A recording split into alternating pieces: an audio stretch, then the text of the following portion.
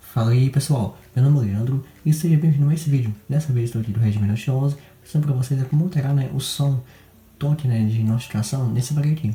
Você vai vir aqui em configurações, depois você vai vir de rolar para baixo, vai vir aqui em som e vibração, vai vir aqui em notificação. Notificação, vai aparecer diversas opções aqui, Aí no caso, vai aparecer um grupo padrão, desculpa aí gente. Então, você pode vir aqui em escolher toque local, escolher um que esteja no seu armazenamento do seu aparelho, uma música, alguma coisa assim. Como também você vai em pré-instalado, e vai aparecer essas opções, você vai vir aqui em notificação, e aqui são as notificações, já vem no aparelho, Você pode escolher qualquer um, esteja aqui. Vamos supor isso aqui, Eita, eu tirei o som do aparelho. Essa, ou essa, qualquer uma que vem aqui, Você pode vir em toque padrão também, que é esse, e é isso.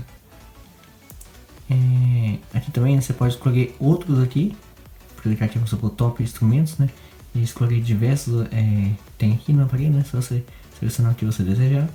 E é isso. Te ajudei? Gostou do vídeo? Se gostei, compartilhe, inscreva-se e marque o sininho para não perder novos vídeos. Cada um de vocês todos são incríveis. Então, tchau e até a próxima.